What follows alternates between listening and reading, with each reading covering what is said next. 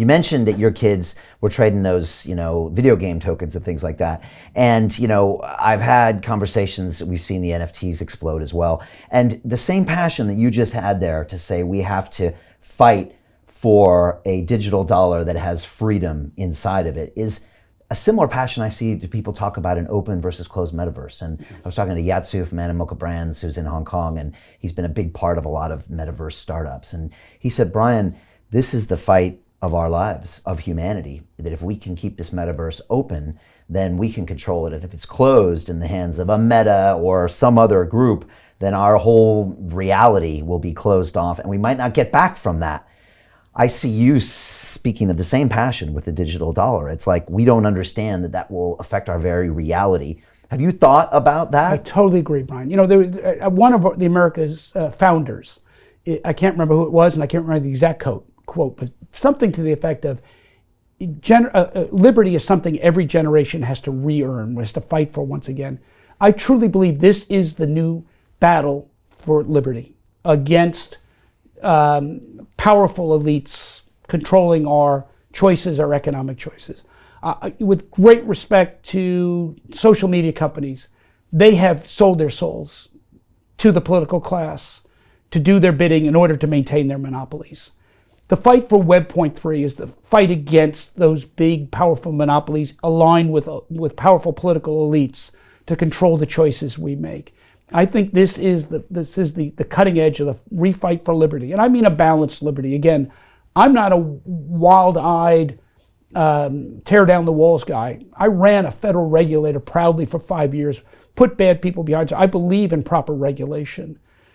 But liberty is core to human aspirational growth. I mean, the reason why people from around the world still try to emigrate to the United States or immigrate to Britain is to get that taste of liberty, to be free of powerful elites telling them who they can be and what they can be.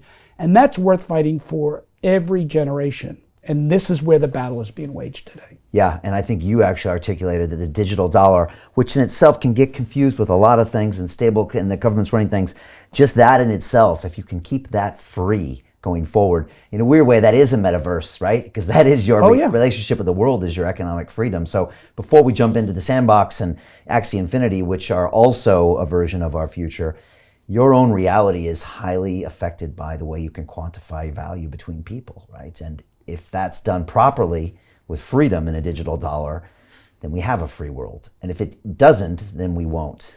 So one of the things I'll be writing about soon is some research that I've been working on with a scholar from the American Enterprise Institute, looking at all of the world's central bank digital currency initiatives by all the world.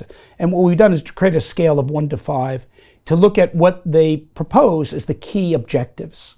And on that scale, 1 to 5, we wanted to see where privacy was as a goal of those efforts.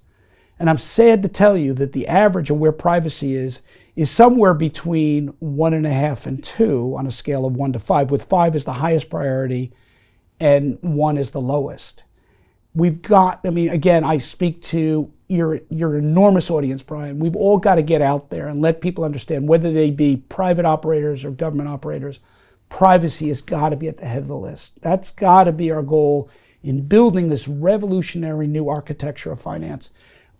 Inclusion has also got to be at the top of the list. We've got to build a system that brings more people in, gives them more economic liberty, and yet there is sound, effective law enforcement for those who try to prey on all those good people to take advantage of them.